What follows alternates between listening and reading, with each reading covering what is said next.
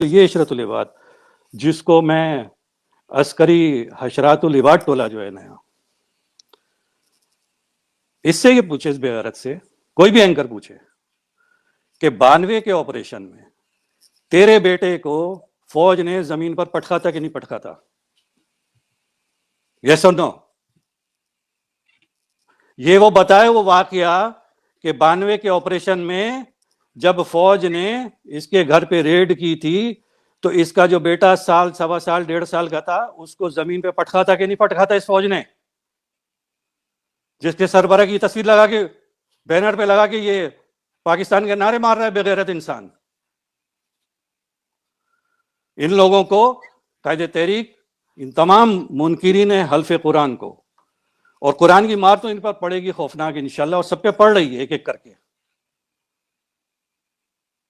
کیا ان کو الطاف بھائی نے نام، مقام، عزت، شہرت نہیں دی؟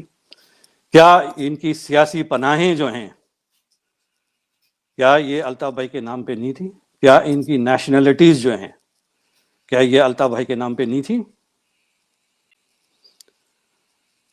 مصطفیٰ بھائی، دوسری سیاسی اور مذہبی جماعتوں کے افراد جب وہ سیاسی جماعت چھوڑتے ہیں تو وہ 3 کام نہیں کرتے جو یہ کر رہے ہیں، یہ بے غیرت۔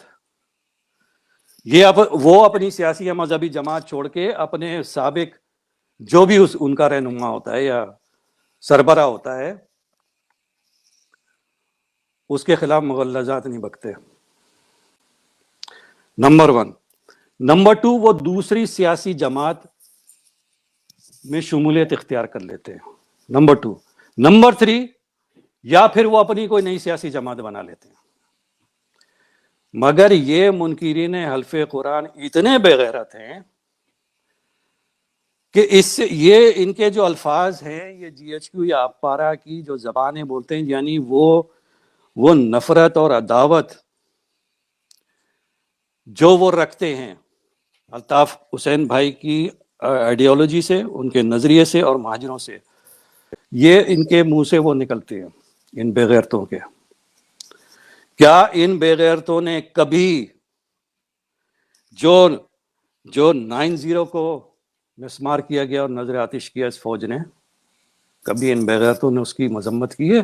جو یہ چورن بیچتے ہیں کہ الطاف بھائی کے ساتھ ہیں، یہ بے غیرتوں نے کبھی مذمت کی اس کی؟